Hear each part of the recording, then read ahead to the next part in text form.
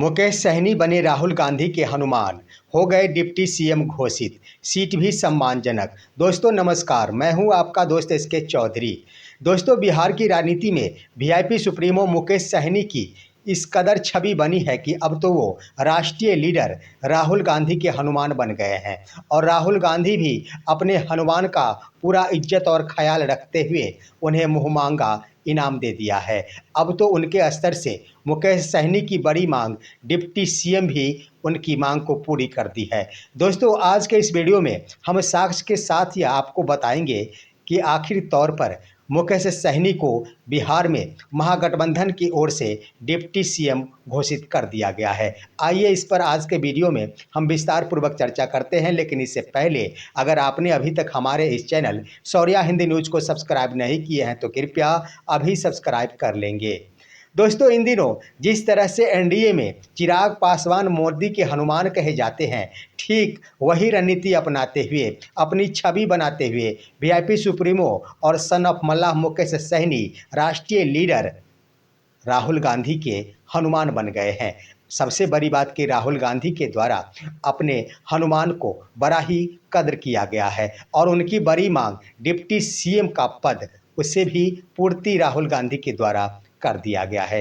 वो कैसे दोस्तों, आइए साक्ष्य के रूप में हम आपको बताते हैं। यह बीते शाम का जारी किया हुआ, देर शाम का जारी किया हुआ तस्वीर है जो अपने हैंडल के माध्यम से मुकेश सहनी के द्वारा पेश किया गया है। यह तस्वीर जिसमें मुकेश सहनी के द्वारा ही पोस्ट किया गया है, जिसमें आप देख रहे होंगे कि मुकेश सहनी और तेजस्वी प्रसाद यादव है। लिख दिया गया है नया नेतृत्व नया बिहार। स्पष्ट है कि बिहार में नया नेतृत्व होगा नए युवाओं के साथ, यानी कहने का अर्थ ये हुआ कि युवा नेतृत्व नया बिहार, इसमें स्पष्ट लिखा हुआ है। यानी युवा नेतृत्व ही अब बिहार को संभालेगा और नया बिहार बनाएगा। इससे तो स्पष्ट हो गया, लेकिन आखिर इसमें राहुल गांधी की क्या भूमिका है, कब से शुरुआत की गई, आइए इस पर हम जानने की कोशिश करते हैं कि आखिर मुकेश सहनी किस तरह अपनी छवि बनाने में कामयाबी हासिल कर लिए। और सबसे बड़ी बात कि मुकेश सहनी के चाहने वालों की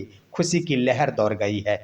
दोस्तों मैं बता देना चाहूँगा कि यह मामला उस समय बहुत ही जोर पकड़ लिया था, तूल पकड़ लिया था, जब आरजेडी के पूर्व मंत्री अब्दुल बारी सिद्दीकी के द्वारा कह दिया गया था कि मुकेश सहनी डिप्टी सीएम होंगे। या महागठबंधन में अभी तक बातें छन कर नहीं आई है। तो इसी पर दूसरी तरफ आरजेडी के प्रदेश अध्यक्ष के द्वारा भी यह बयान दे दिया गया था कि मुकेश सहनी के डिप्टी सीएम की कोई भी चर्चा महागठबंधन में नहीं है और यह मामला तूल पकड़ लिया था। लेकिन इस मामले को शांत कराने में पूर्ण भूमिका निभाई बिहार कांग्रेस ने। राहुल गांधी के स्तर से मुकेश सहनी की इच्छा का ख्याल रखा गया। दोस्तों उसी समय से यह आ गई थी भावना और यह सुनने को मिलने शुरू हो गई थी कि मुकेश सहनी अब एनडीए का दामन थामने वाले हैं। दोस्तों ये भी बात सत्य है कि मुकेश सहनी उससे ही, यानी आरजेडी के दो नेता के कहे जाने के तुरंत बाद ही एनडीए के तरफ चलना शुरू कर दिए थे। यहाँ तक कि बातें भी गठबंधन में शामिल होने के लिए आगे बढ़ गई थी। मुकेश सहनी को 7 सीटों पर मनाने की कोशिश की जा रही थी और एक मंत्रालय पद भी देने की बातें की जा रही थी, परंतु मुकेश सहनी पिछले बार की तरह ही 11 सीटों की मांग और एक मंत्री का पद मांग रहे थे। लेकिन इसी बीच राहुल गांधी की नज़र पड़ी मुकेश सहनी के ऊपर और उन्होंने कॉल लगाकर तुरंत ही दिल्ली बुला लिया था और वह मौका था जब बिहार में वोटर अधिकार यात्रा प्रारंभ करने की। यहाँ पर तेजस्वी प्रसाद यादव को भी राहुल गांधी के स्तर से बुलावा आया था, तो उधर मुकेश सहनी को भी बुलावा आया था। मुकेश सहनी भी राहुल गांधी से मिले थे और उसी वक्त मुकेश सहनी को मनाने की कोशिश पूरी तेजी से आगे बढ़ा दी गई थी राहुल गांधी के स्तर से। लेकिन यह कोशिश भी कामयाब साबित हुई जब बिहार के सासाराम जिले से वोटर अधिकार यात्रा प्रारंभ हुई।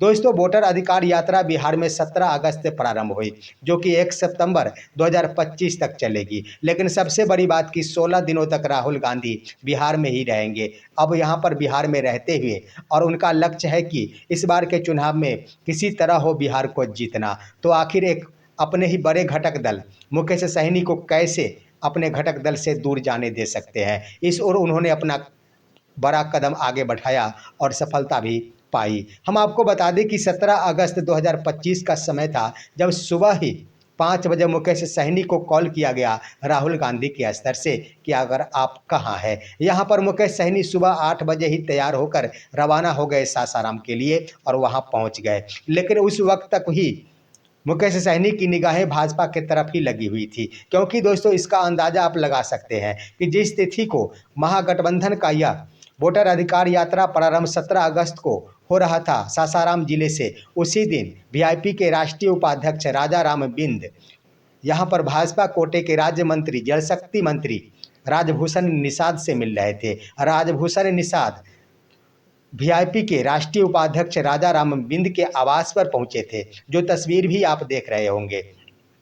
यानी उस समय तक यह दिखा जा रहा था और दिखाने की कोशिश की जा रही थी कि मुकेश सहनी अभी भी भाजपा के साथ बने हुए हैं। लेकिन इस बातों को भांप गए उसी कार्यक्रम यानी वोटर अधिकार यात्रा के कार्यक्रम में राहुल गांधी। दोस्तों यहाँ पर जब अभिभाषण की बातें आई सासाराम में, तो मुकेश सहनी ने यहाँ पर राहुल गांधी और लालू प्रसाद यादव को भी एक बड़ी बातें कही थी।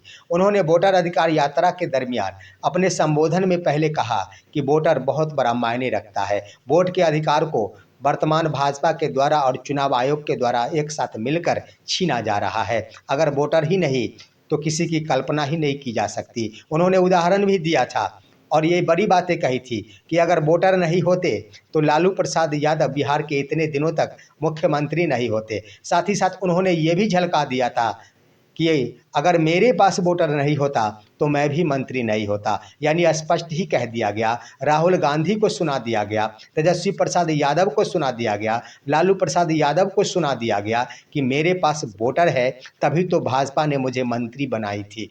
स्पष्ट ही झलका दिया गया था। लेकिन वीआईपी सुप्रीमो मुकेश सहनी के उस बयान को राहुल गांधी भाप गए और उसी दिन से उस वक्त से ही विलंब शुरू नहीं किया। उन्होंने कोई विलंब नहीं किया और तुरंत ही तेजस्वी प्रसाद यादव को एक खुली कार की स्टीयरिंग संभालने का निर्देश दे दिया। यानी उनके ही इशारों पर तेजस्वी प्रसाद यादव के द्वारा खुली कार की स्टीयरिंग पकड़ी गई, जिससे स्पष्ट झलकता है दोस्तों कि राहुल गांधी के स्तर से तेजस्वी प्रसाद यादव को स्टीयरिंग संभालने का न्योता दिया गया। हम आपको बता देना चाहेंगे दोस्तों कि मुकेश सहनी को संभालने का काम आज से नहीं किया जा रहा है। जिस वक्त आरजेडी के लीडर के द्वारा बयान दिया गया था उस वक्त भी कांग्रेस मुकेश सहनी के साथ ही थी।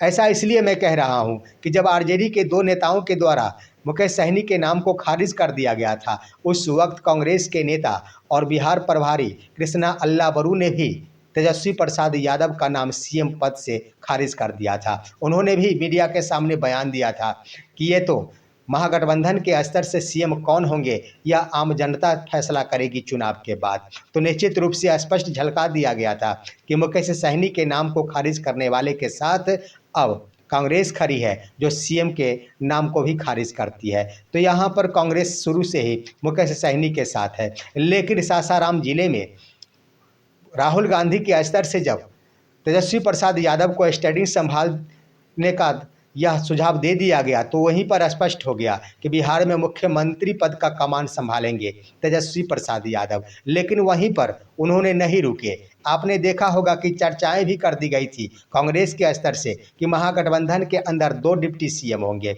और 2 डिप्टी सीएम होंगे, उससे भी झलक गया। लेकिन जब राहुल गांधी तेजस्वी प्रसाद यादव को स्टीयरिंग संभालने का न्योता दिए, उस वक्त उन्होंने मुकेश सहनी और अपने कांग्रेस के प्रदेश अध्यक्ष को भी यहाँ पर गाड़ी पर चढ़ने का न्योता दिया था। यानी दोस्तों कहने का ये अर्थ है कि 2 डिप्टी सीएम का मतलब ही हो गया कि कांग्रेस अपने पाले में 2 डिप्टी सीएम रखना चाहती है। उसके तरफ से आपने देखा होगा कि कांग्रेस के प्रदेश अध्यक्ष राजेश राम और मुकेश सहनी को खुली कार की छत पर रखा गया था, वहीं पर खड़े थे राहुल गांधी। इससे स्पष्ट हो गया कि 2 डिप्टी सीएम होंगे कांग्रेस के, जो दोनों होंगे, एक होंगे कांग्रेस के प्रदेश अध्यक्ष राजेश राम और दूसरे होंगे वीआईपी सुप्रीमो मुकेश सहनी। दोस्तों आप इस तस्वीर को देख रहे होंगे, जब भी मौका मिला है ये लगातार ही डिप्टी सीएम एक साथ नजर आ रहे हैं। इन सभी तस्वीरों को देखिए,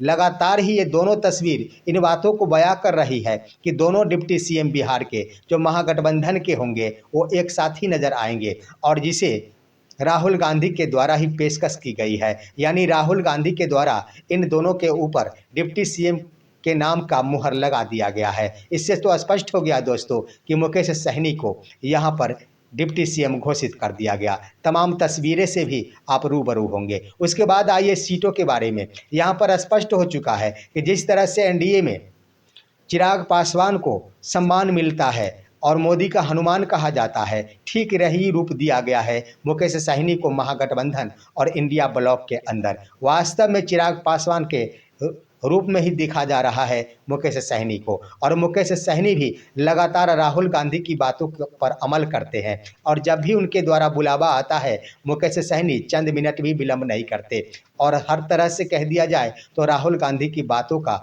उनके आदेशों का हो या फिर उनकी बातों का अनुपालन करते नजर आते हैं। यहाँ पर दोस्तों सीटों के बारे में बातें कह दी जाए तो 16 दिनों तक राहुल गांधी बिहार में रह रहे हैं। भला ये कैसा हो सकता है कि इतना मेहनत करने के उपरांत अगर बिहार में महागठबंधन का कोई घटक दल निराश हो जाए तो राहुल गांधी का सारा मेहनत ही बेकार हो जाएगा। इसलिए राहुल गांधी सीटों के बंटवारे को लेकर भी बिल्कुल ही सजग है, और वो मुकेश सहनी को मना लिए हैं। सम्मानजनक भी सीटें उन्हें देने की बातें सामने उभर कर आ गई है कि उन्हें सम्मानजनक सीटें दी जाएगी।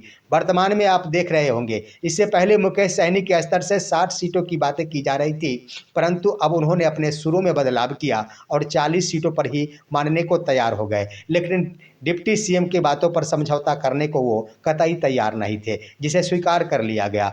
अब आइए सम्मानजनक सीट में क्या हो सकता है। दोस्तों सम्मानजनक सीटों के बारे में बातें कह दी जाए तो जिस तरह से मोदी के हनुमान यहाँ पर चिराग पासवान के लिए सीटों का निर्धारण होगा एनडीए में, ठीक उसी प्रकार महागठबंधन में मुकेश सहनी के लिए भी सीटों का निर्धारण किया जा सकेगा। इसके क्रम में हम बता दें कि कम से कम अगर मुकेश सहनी को सीटें मिलेगी तो जिस तरह से चिराग पासवान को 20 से ऊपर सीटें 22 से 25 मिल सकती है, 22 सीटों में तो कोई समझौता ही नहीं है, उसी प्रकार यहाँ पर मुकेश सहनी को भी महागठबंधन में 20 सीटों में कोई कहीं से भी कसर नहीं देखा जाएगा। यहाँ पर भी चिराग पासवान के बराबर ही मुकेश सहनी को भी सीटें देने की बातें सामने उभर कर आई है, जो सम्मानजनक होगा। अगर इस तरह से कह दिया जाए तो निश्चित रूप से महागठबंधन अब एकजुट होते नजर आ रहा है, और महागठबंधन के तमाम घटक दलों का जो प्रयास है पूरे बिहार भर में 17 दिनों का वोटर अधिकार यात्रा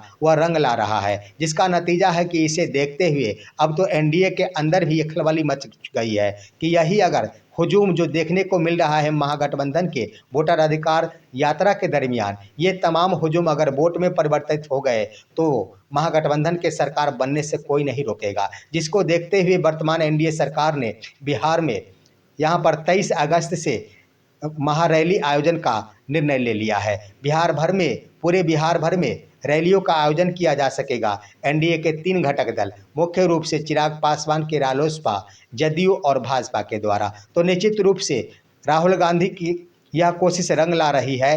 अब उसका अनुपालन और देखा देखी तो अब बिहार में एनडीए के द्वारा भी किया जाना शुरू कर दिया गया है। दोस्तों स्पष्ट हो गया कि महागठबंधन बिल्कुल ही अब एक रास्ते पर और एक दिशा में चलना शुरू कर दिया है। अगर यही रणनीति रही, ठीक इसी तरह तमाम घटक दल खुश नज़र रहे, एक सूत्र में बंधे रहे, तो बिहार को जीतने में महागठबंधन को कोई नहीं रोक पाएगा। आपका क्या राय है? आप अपनी राय कमेंट के माध्यम से दीजिए। हमारे इस वीडियो को लाइक कीजिए और अब दीजिए अपने दोस्त को इजाज़त। हम फिर मिलेंगे आपसे अगले वीडियो में, तब तक के लिए नमस्कार।